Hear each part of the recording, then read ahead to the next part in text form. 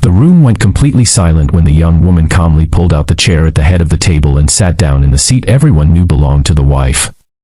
She smiled as though she had every right to be there, while the wife stood only a few feet away, holding a folded napkin in trembling hands.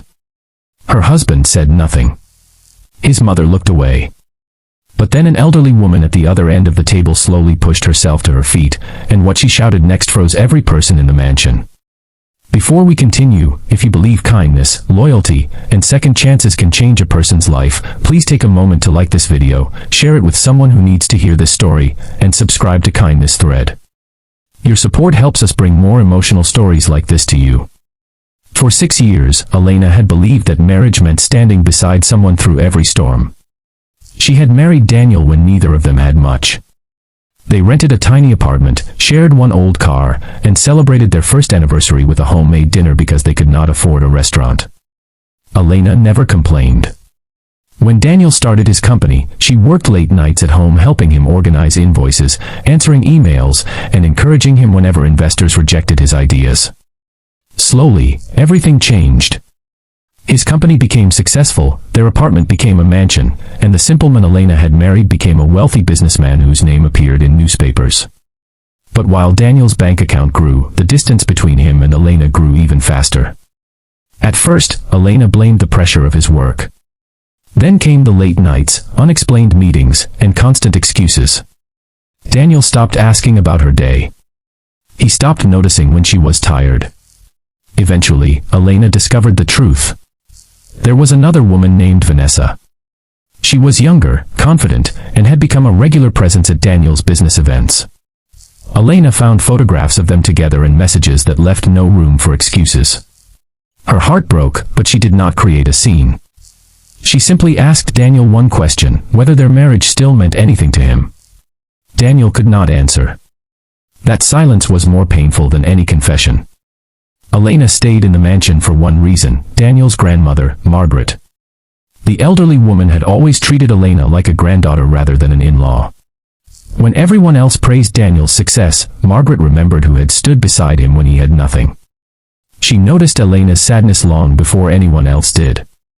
But Margaret had recently been recovering from an illness, and Elena refused to abandon her. Every morning, Elena brought her breakfast, helped organize her medicine, and sat beside her when she felt lonely. Then came the family dinner that changed everything. Daniel had invited relatives and several important business associates to the mansion. Elena spent the afternoon helping the staff prepare the dining room.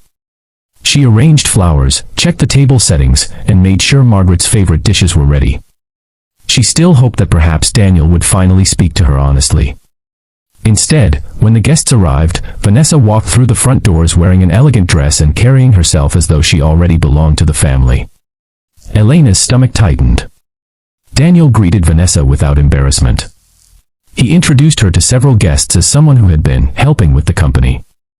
Nobody believed the excuse, but nobody challenged him either. Elena quietly stepped aside.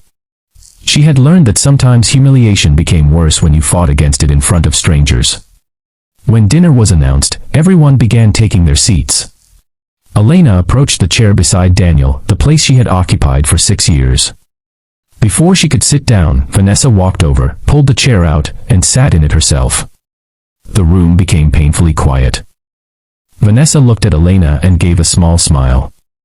Then she casually reached for her glass as though nothing unusual had happened. Daniel glanced toward Elena but said nothing. His silence told her everything. For a moment, Elena felt as though the entire mansion had disappeared beneath her feet. She looked at the chair where she had once celebrated birthdays, anniversaries, and Daniel's greatest victories.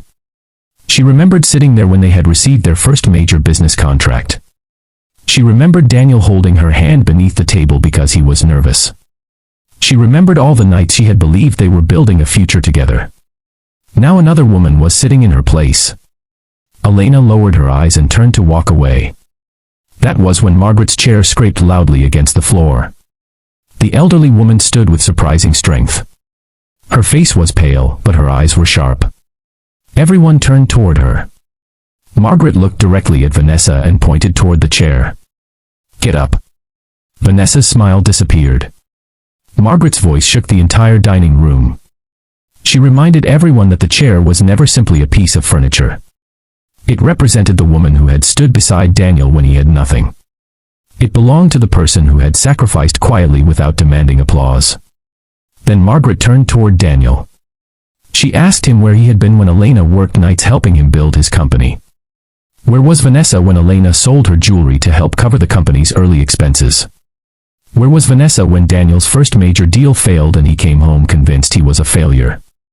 Elena had been there through every one of those moments. Daniel's face changed. He had forgotten. Not because the memories had disappeared, but because success had made him too comfortable to remember them. Vanessa finally stood. But Margaret wasn't finished. She told Daniel that wealth could buy a bigger house, expensive cars, and impressive dinners, but it could never buy back a person's dignity after they had destroyed it. Elena's eyes filled with tears. She expected Daniel to defend himself. Instead, he walked toward her and admitted that he had been selfish. He said he had confused success with happiness and attention with love. He apologized, but Elena did not immediately forgive him. She told him something everyone in the room needed to hear: forgiveness was not the same as forgetting. She had spent years giving pieces of herself away to protect their marriage. She was not going to spend the rest of her life proving that she deserved respect. Daniel finally understood that the woman standing before him was not the quiet wife he had taken for granted. She was the person who had helped build the life he was now risking. The next morning, Elena packed a small suitcase and left the mansion, not because Margaret had told her to, and not because Daniel had demanded it, but because she finally understood that choosing herself was not cruelty. Months passed. Daniel began therapy, stepped away from the company for a while, and started rebuilding the trust he had destroyed. He did not expect Elena to return quickly. Instead, he learned to respect her boundaries. Margaret remained close to Elena and encouraged her to build a life that belonged to her. Eventually, Elena started her own small foundation helping women who had sacrificed their careers and dreams for their families. Daniel supported the foundation without asking for anything in return. 1 year later, Elena returned to the mansion for Margaret's birthday. The dining room looked almost exactly the same. The flowers were arranged beautifully. The table was covered with fine dishes. And there was the same chair. Daniel stood beside it. But this time, he did not pull it out for Vanessa. He pulled it out for Elena, then stepped back. Elena looked at Margaret. The old woman smiled. Elena sat down, not because she was reclaiming a place, but because she had finally realized something far more important. Her worth had never come from a chair. It had never come from a husband. It had never come from a mansion. Her worth had been there all along. If this story touched your heart, please like, share, and subscribe to Kindness Thread. Sometimes the strongest people are the ones who quietly endure until they finally find the courage to choose themselves. And before you go, comment, "I choose dignity," if you believe everyone deserves respect, loyalty, and a second chance, but never at the cost of their self-worth. Because sometimes, the most powerful moment in a person's life isn't when someone finally chooses them. It's when they finally choose themselves.